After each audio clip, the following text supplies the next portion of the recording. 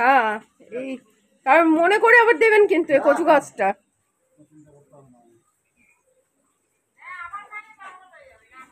হ্যাঁ হ্যাঁ, আবার জঙ্গল হয়ে যাবে। দেখো না, এটা অনেকটাই হয়েছে বেশ। না না, খাবো না, তারপরে গলা চুলকাবে। হ্যাঁ, শুকনোর সময় খেতে হয়। ও বলছে কি শুকনো, বলছে রোদ্দুরে দিতে। কিন্তু হ্যাঁ, জলের সময় খেলে যদি গলা কুটা, কিন্তু সেটা জানো না দাদা, তাহলে বিক্রি হচ্ছে কি করে? ও আচ্ছা আচ্ছা। তো এই দাদাদের দিয়ে একটুখানি এই জায়গাগুলো একটু পরিষ্কার পরিচ্ছন্ন করাচ্ছি। আর এখানে এই ডালপালাগুলো একটু ছেটে দিলাম জানো। আর এই যে দেখো, এই যে কচু হয়েছে, মান কচু। না তবে আমাদের গাছের না জানেন, এর আগে একজন কেটেছিল দাদা। হ্যাঁ, তখন ওই ইসে করে উনি নিয়ে গেছিল, খেয়ে বলছে না দিদি ভালো। আমরা খাইনি, যদিও আমি দিয়ে দিয়েছিলাম। আর নিজেই বলছে যে আমি নিয়ে যাবো, আমি বলছি হ্যাঁ নিয়ে যাও। ওটা আরো বড় ছিল। হ্যাঁ, এই এখানটা কারি পাতা গাছটা কেটে দিয়েছেন নাকি? এটা এটা কারি পাতা গাছটা কাটবেন না? ডাল ঝুড়ি দি। হ্যাঁ এসব ডাল। হ্যাঁ হ্যাঁ হ্যাঁ, এই কাঁঠাল গাছটা কেটে ফেলেন। হ্যাঁ, এগুলো কেটে দেন। আর জঙ্গল দেখেছো, কত জঙ্গল দেখো, পুরো সাপ খোপ হয়ে যাওয়ার লক্ষণ। হ্যাঁ, সব কেটে দেবেন।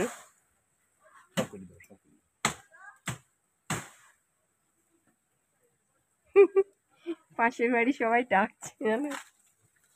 দেখো কি জঙ্গল হয়েছে, এই পুরো জঙ্গল, কারণ ভীষণ সাপের ভয় এখন ইদানিং আমাদের পাড়াতে না খুব সাপ বেরোচ্ছে জানো। হ্যাঁ, এই 4-5 দিন আগে নাকি ওই দিকটা চন্দ্রবোড়া ছিল জানেন।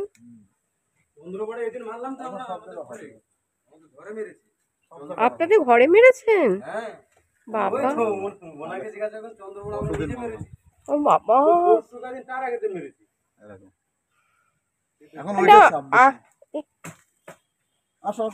আগে কিন্তু এত হতো না জানেন। হ্যাঁ, আমি যাচ্ছি। এই এই এই গাছটা কাটবেন না। না না, ওই এটা। হ্যাঁ হ্যাঁ, না না, এটা এটা আর এই কারি পাতা গাছটা, ঠিক আছে। এই কাঁঠাল গাছটা কেটে দেন। হ্যাঁ হ্যাঁ, কেটে দিচ্ছি। আর এইগুলোকে না একটু ওয়ালের সাথে, ওইবারে দাও। এইগুলোকে একটু ওয়ালের সাথে দিয়ে দেবেন। হ্যাঁ দেবো, কাটিয়ে বলে ফেলা।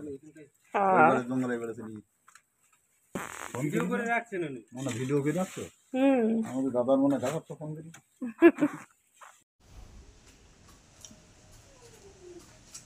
এই দেখো মিনিতে বাচ্চা দিয়েছে, দেখেছো? আয় আয় আয় আয় আয় আয় আয় আয় আয়, ওখানে ঢুকে গেল। আয় আয় আয় আয় আয় আয়, দেখো আর মাকে দেখো। আয় বাবা, এটা কিন্তু বেশ বড়। এটাও তো বেশ বড়। হ্যাঁ,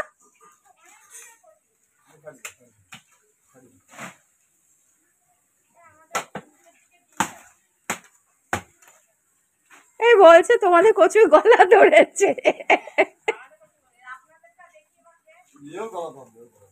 এই সত্যি তুমি নেবে? হ্যাঁ, এই মুখের দিকে একটু কেটে দাও না। মুখের তো নাই নাও, কত বড় খাও খাও, বুঝতে পারো খেয়ে আমি আসবেন জিজ্ঞেস করতে আবার।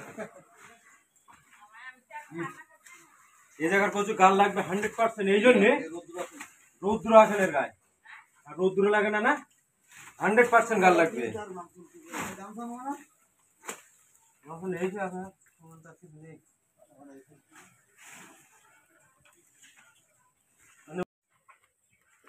আর গাছ থেকে দেখো এতগুলো কাঁঠাল হয়েছিল। অনেকটা উঁচুতে তো সেজন্য পারতে পারিনি। আর এই ছোট কাঁঠালও দাদারা পেরে দিয়েছে, বলছে এঁচড় খাবেন। কি করবো বলো তো, এত কাঁঠালতে এইসব পাড়াতে সব বিলিয়ে দেবো। গুড মর্নিং সকলকে, আশা করছি তোমরা সকলে খুব ভালো রয়েছো, আমিও খুব ভালো রয়েছি। তো কালকে রাত্রিবেলা অনেক রাত অবধি জেগেছিলাম জানো তো, আর আজকে ইচ্ছা ছিল যে অ্যাটলিস্ট 7:30 অবধি তো ঘুমাবই, বাট একটা আওয়াজে আমার ঘুমটা ভেঙে গেল। কারণ আমাদের জানলার পেছনে কাঁঠাল গাছ, জানো যে কাঁঠাল গাছ আছে, বাট কাঁঠাল গাছের ওখানে খুব মানুষের আওয়াজ হচ্ছে, মানে মানুষ কথাবার্তা বলছে, শব্দ হচ্ছে, মানে দুমদাম কিসব পড়ছে, তো শব্দে তারপরে ঘুমটা ভেঙে গেছে। তারপরেই কোথা থেকে বাবা চলে এলো, বাবা বলছে ওঠ ওঠ, বা মাকেও তুলে দিল, আমাকেও তুলে দিল। তো ঘুম থেকে উঠে গেছি, তো উঠতেই হলো।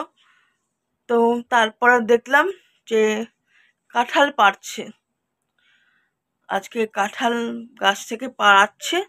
আর বাবা তো সকাল সকালই ঘুম থেকে উঠে যায়, তারপরে মর্নিং ওয়াক করে, এগুলো করে, তো সেগুলোই করছিল, বেরিয়েছিল বা মর্নিং ওয়াক করে ফিরে তারপরে লোক ডেকে এগুলো করছিল, আর ততক্ষণে আমাদের ঘুমটাও ভাঙিয়ে দিয়েছে। আর জানলা দেওয়া, কারণ বাইরে ঠাটা পড়া রোদ আর প্রচণ্ড গরম, আর ভিডিও করছি বলে ফ্যানটা বন্ধ রয়েছে, বিকজ ফ্যানটা চালালে পরে আওয়াজ হবে বলে ফ্যানটা বন্ধ রেখেছি। আর সকালবেলা উঠে আমি ভাবলাম যে কি করব, আমি একটু মেল চেক করছিলাম, তো দেখলাম যে আমার মডিউলস এসেছে তোমার ট্রেনিংয়ের, তো সেগুলোই চেক করছিলাম, একটু পড়াশোনা করছিলাম, তো এইসব কাজই করছিলাম। তো স্কুলের পড়া আর অফিসের পড়ার মধ্যে একদম বিস্তর ফারাক, মানে ভালো লাগে আর কি, ওগুলো অনেক কিছু শেখা যায়। তো সেগুলোই মডেলসগুলো পড়ছিলাম বসে। তো এখন ব্রেকফাস্ট করতে বসেছি। ব্রেকফাস্টে হচ্ছে মুড়ি আর টক দই। আজকে ওটস বা কর্নফ্লেক্স খেতে ইচ্ছা করছে না, আজকে মুড়ি দিয়ে দই দিয়ে খাচ্ছি। মুড়ি দিয়ে দই দিয়েও খেতে ভালো লাগে। এই যে চামচ দই মুড়ি। তো এখন রান্না করতে চলে এলাম। আজকে শোলা কচু রান্না করব জানো, সেদিন শোলা কচু এনেছে, তো রেখে দিয়েছিলাম। তো আজকে এই শোলা কচু এখন একটু ভাপিয়ে নিচ্ছি, কেন আমি কচু জিনিসটা না একটু না ভাপিয়ে না খাই না, কেন বলো তো, যদি গলা কুটোয় সেই ভয়ে। তো যাই হোক, এখন ইচ্ছা করি কড়াইতেই বসালাম, সামান্য কচুর জন্য আবার প্রেশার কুকারে করব। তো আর এখানে অল্প আলু কাটলাম, আর এখানে হচ্ছে একটু ডাল বানাবো, আর এখানে একটুখানি শোলা কচুর সাথে এই পায়েলের বাবা আবার একটু চিংড়ি মাছ পাঠিয়ে দিয়েছে জানো, তো সেই জন্য এই চিংড়ি মাছ দিয়ে শোলা কচু বানাবো। এখন চিংড়ি মাছ বেছে নিলাম, বেছে ধুয়ে এখন হলুদ আর লবণ দিয়ে এখন মাখিয়ে নেব। আজকে নাকি পায়েলের বাবার খুব ইচ্ছা করেছে চিংড়ি মাছ দিয়ে শোলা কচু খেতে।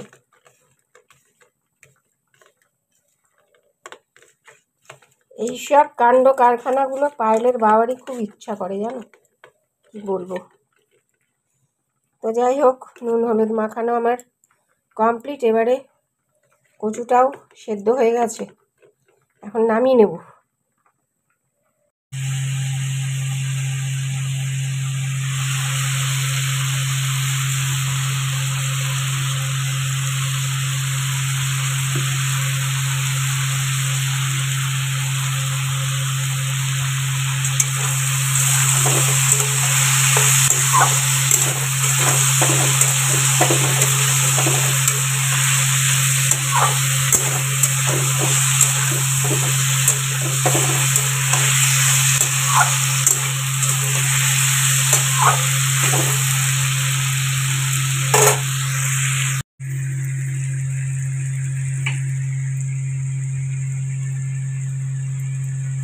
এখানে জিরে, আদা, কাঁচা লঙ্কা বাটা আর কি করে নিয়েছি, এটাই দেব। এখন ভালো করে কচুটাকে ভেজে নিচ্ছি। কালো জিরা, তেজপাতা ফোড়ন আর একটা শুকনো লঙ্কা দিয়েছি। তো মশলা দিয়ে তারপরে ঝোল বসিয়ে দিলাম, আর সাথে একটুখানি অল্প কাশ্মীরি লঙ্কা গুঁড়ো দিলাম, আর এখন একটু গরম মশলা দিয়ে নামিয়ে দেবো।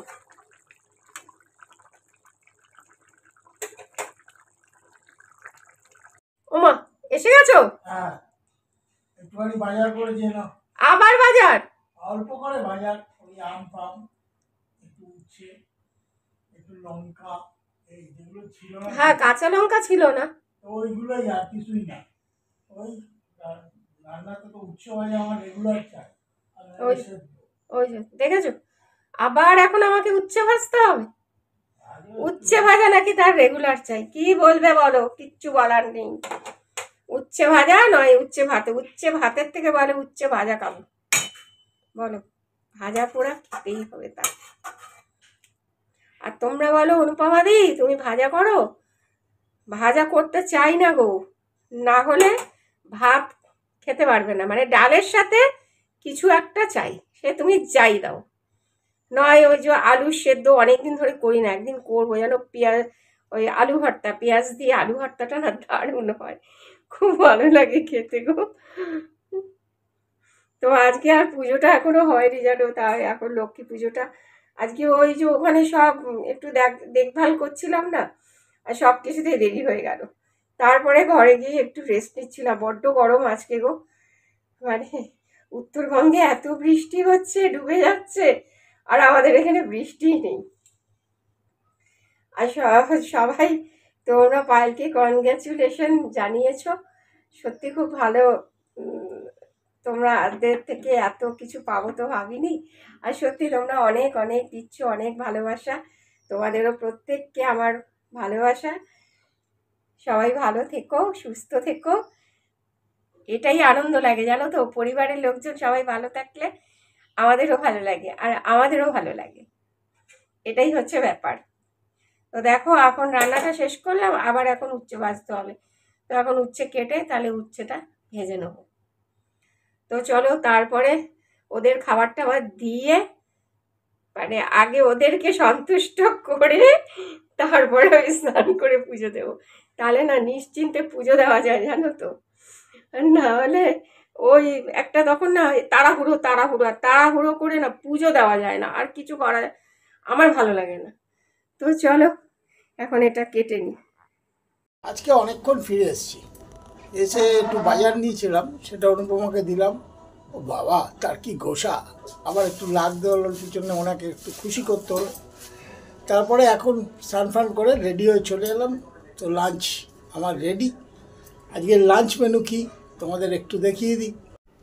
আজকের লাঞ্চ মেনু হচ্ছে ভাত অ্যাজ ইট ইজ প্রতিদিনের ন্যায়, উচ্ছে ভাজা, ডাল, পটল ভাজা, লেবু, শসা, আর আজকে স্পেশাল চিংড়ি কচুর ঝোল, মানে শোলা কচুর, এটা আমার স্পেশাল।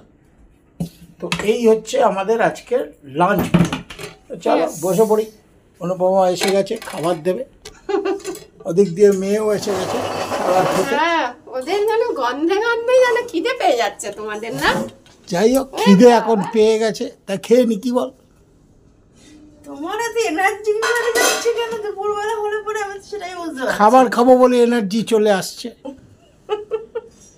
খাবার কি বলো, এনার্জি ছাড়া খাওয়া যায়? একদম নয়, সব সময় এনার্জেটিক হতে হবে আর দৌড়তে হবে। তো চলো এখন লাঞ্চ সারা যাক। খাওয়া দাওয়ার পরে বাসন কুসন মেজে রেখে দিয়েছে মা। তো তো এরপরে বাসন কুসনগুলোকে গুছিয়ে নেবে মা। আর ঘর মোছা এখনো কম হয়নি আজকে, তো ঘর মোছার জন্য এখানে বালতিতে জল ভরে রয়েছে আর স্টিকটাকে ভিজিয়ে রেখেছে। এরপরে ঘরটাও মুছে নেবে মা। আর পারা যাচ্ছে না। তো প্রথমেই সবার কাছে আমি কৃতজ্ঞ, কারণ আমি জানতাম যে তোমরা খুব হ্যাপি হবে আমার এই জব পাওয়ার নিউজটা পেয়ে, কিন্তু এতটা হ্যাপি হবে আমি সত্যিই ভাবতে পারিনি। কারণ আমি এত ব্লেসিংস অ্যান্ড উইশেস পাবো আমি ভাবতে পারিনি, সত্যি কথা।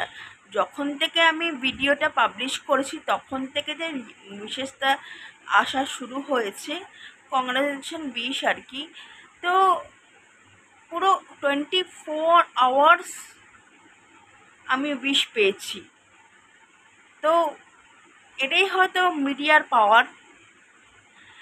আমি তোমাদের কাছ থেকে প্রচুর ভালোবাসা পেয়েছি, ভবিষ্যতেও পাবো আশা করছি। তোমরা আমার পাশে থাকবে, এইভাবেই পিলারের মতো আমার পাশে থাকবে। আমি